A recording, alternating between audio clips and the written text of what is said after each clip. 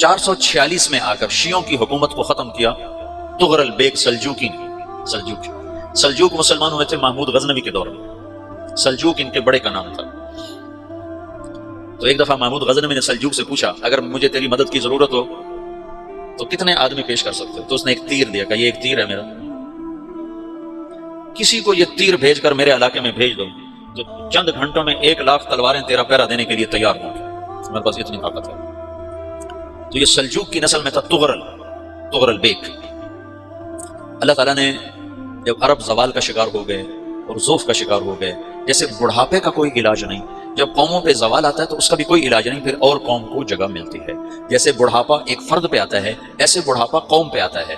قوم کا بڑھاپا جوانی میں نہیں لوٹ سکتا، جیسے فرد کا بڑھاپا جوانی کی طرف نہیں لوٹ سکتا، قوم کا بڑھاپا جوانی کی طرف نہیں لوٹ سکتا، کوئی علاج نہیں، نئی نسل کا آنا ہی علاج۔ تو عرب دھل چکے تھے، 600 سال بہت ہوتے ہیں حکومت کو، اپنی صفات گم کر چکے تھے، اب نئے خون کی ضرورت تھی۔ تغرل بیگ پہلا شخص تھا جس نے آ کر اہل سنت والجماعت کو استحکام بخشا، شیعوں کی حکومت کو ختم کیا، بغداد سے، شام سے، ان سارے علاقوں سے۔ صلاح الدین ایوبی نے اسماعیلی شیعہ کی حکومت کو ختم کیا، مصر۔ العازد ان کا آخری خلیفہ تھا صلاح الدین ایوبی، نور الدین زنگی رحمۃ اللہ علیہ کا پروردہ تھا، اس کا دوست تھا، اس کے دوست بھی تھا، بچہ بھی تھا اس کے سامنے، زیادہ لکھنے پڑھنے کا شوق تھا۔ پھر اللہ تعالیٰ نے اس سے کام لیا اور اس کو مصر کا گورنر بنا کے بھیجا، مصر کی مدد کے لیے بھیجا، تو وہاں اس نے صلاح الدین ایوبی نے وہاں ختم کیا، تغرل بیگ نے یہاں ختم کیا۔ تو پھر سلجوک جو تھے نا یہ اقتدار میں آئے، ادھر ختم ہو گئی سلطنت ابن عباس کی، مصر ایک چھوٹی سی ترکوں کی سلطنت۔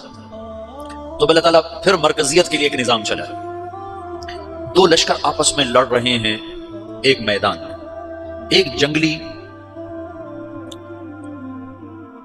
بدوؤں کا قافلہ، جنگل کے لوگ اپنے قبیلے کو لے کر، ایک جنگلی قبیلہ اپنے سردار کے ساتھ نقل مکانی کر رہا ہے ایک جگہ سے دوسری جگہ۔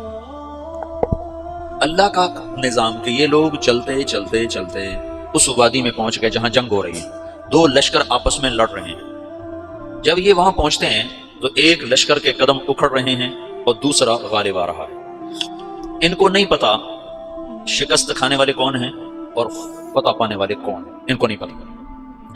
اس جنگلی قبیلے کے سردار کا نام بھی تغرل ہے، تغرل۔ تو یہ سردار کہتا ہے جو شکست کھا رہے ہیں ان کی مدد کرو، کچھ پتہ نہیں کون ہے، کہتا جو شکست کھا رہے ہیں ان کی مدد کرو۔ تو 400 وحشی جنگلیوں نے فاتح لشکر کے پیچھے حملہ کر دیا۔ تو یہ کافی ہوتا ہے کہ 400 دوڑ جب تلواریں پڑی تو چند لمحوں میں نقشہ بدل گیا، بھاگنے والے جم گئے اور جمنے والے بھاگ پڑے۔ جب جنگ ختم ہوئی تو شکست خوردہ لشکر کے بادشاہ نے ان کو بلایا، اسے پوچھتا ہے مجھے جانتے ہو میں کون ہوں؟ کہا نہیں۔ کہا تو تم نے میری مدد کیوں کی؟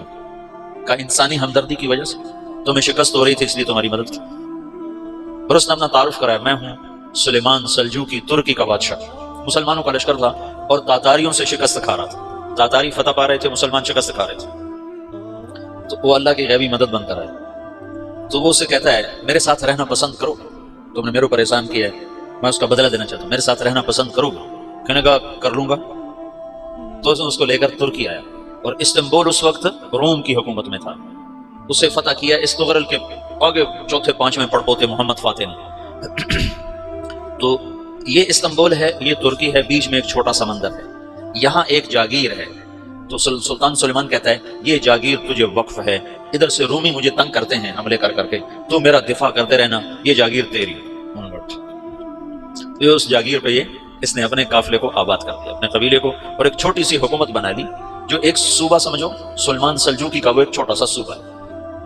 وہاں جب یہ رہ پڑا تو پھر یہ ایک شیخ کے بیت ہوتا ہے، وہاں شیخ طریقت ہے، ان کے یہ بیت ہونے جاتا ہے، وہ اس کو رات اپنے پاس ٹھہراتا ہے، تو ایک کمرے میں ان کو ان کا خادم ٹھہراتا ہے۔ یہ جب کمرے میں جاتا ہے تو سامنے دیوار میں تاکچے پر قرآن پڑا ہوا ہے۔ تو یہ تغرل بیگ کہتا ہے یہ کیا ہے، یہ کیا ہے؟ تو وہ خادم کہتا ہے یہ کتاب اللہ ہے، قرآن ہے۔ وہ اس کو وہاں چھوڑ کے باہر چلا جاتا ہے۔ وہ دیہاتی آدمی، جنگل کا رہنے والا، پہلی دفعہ زندگی میں قرآن دیکھا، وہ کہتا ہے یہ قرآن ہے، اللہ کی کتاب ہے، میں اللہ کی کتاب کے سامنے سو جاؤں، کتنی بے ادبی ہے۔ تو اس نے اسے قرآن اٹھایا اور سر پہ رکھ لیا اور کھڑا ہو گیا، ساری رات قرآن سر پہ رکھ کے کھڑا رہا. رات کے پچھلے پہر اس کو خواب آیا. کھڑے کھڑے اس نے دیکھا کہ اس کی پشت سے ایک چاند نکلا اور شیخ کی بیٹی کے سینے میں جا کے اتر گیا. پھر اس لڑکی کے سینے سے ایک درخت نکلا جو پھیلتے پھیلتے پھیلتے 3 بر اعظم پہ چھا گیا، افریقہ پر، یورپ پر، ایشیا پر. پھر اس کی آنکھ کھل گئی، وہ کھڑا ہوا ہے. تو اس نے صبح یہ خواب اپنے شیخ کو سنایا تو انہوں نے اپنی بیٹی اس کے نکاح میں دی تھی. اس بیٹی سے ایک بچہ پیدا ہوا. تغرل بیگ نے اس کا نام رکھا عثمان. عثمانی ترک نام سنا ہوا جو میں نے کل بتایا تھا کہ 1924 میں وہ خلافت ختم ہوئی. تو ایک بیٹا پیدا ہوا عثمان. عثمان نے پھر ایک نئی اسلامی حکومت کی بنیاد رکھی جو 1924 تک چلتی رہی. کوئی 800 سال یہ حکومت چلی. تو حکومت کا شرازہ بکھرا لیکن پھر جڑ جاتا تھا، اور وہ کرنے اول والا جوڑ کبھی نہ پیدا ہوا، ٹکڑے بن گئے. ان ٹکڑوں میں اللہ لوگ پیدا کرتا رہا جو دعوت دیتے رہے. دعوت زندہ رہی. جو تربیت کا نظام تصوف کے ساتھ تھا اب وہ تبلیغ کے ساتھ.